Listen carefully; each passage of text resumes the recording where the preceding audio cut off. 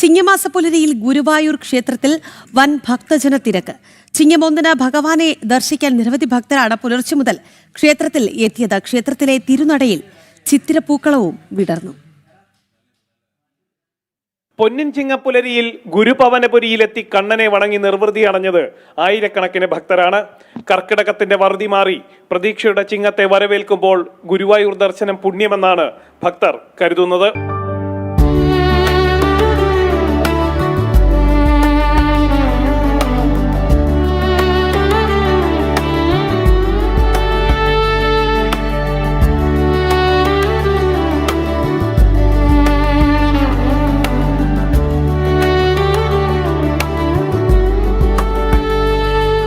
ചിങ്ങപ്പുലരിയിൽ ക്ഷേത്രത്തിൽ വലിയ രീതിയിലുള്ള ഭക്തജന പ്രവാഹമുണ്ടായെങ്കിലും കൃത്യമായിട്ടുള്ള ദർശന ക്രമീകരണം ഉണ്ടായിരുന്നതിനാൽ ഭക്തർക്ക് മറ്റ് ബുദ്ധിമുട്ടുകൾ നേരിട്ടില്ല.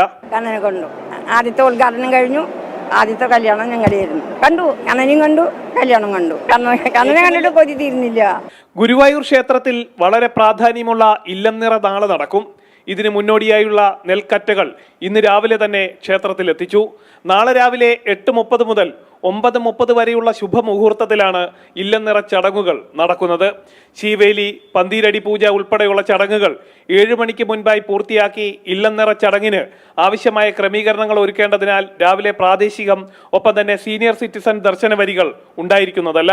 ചടങ്ങുകളുടെ സുഗമമായ പൂർത്തീകരണത്തിനായി നാളെ പുലർച്ചെ 4:30 മുതൽ 9:30 വരെ ദർശന നിയന്ത്രണവും ക്ഷേത്രത്തിലുണ്ടാകും.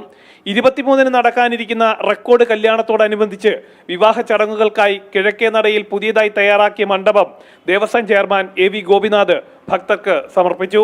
ചടങ്ങിൽ ഭരണസമിതി അംഗങ്ങളും ദേവസ്വം ജീവനക്കാരും പങ്കെടുത്തു. ജനം, തൃശൂർ.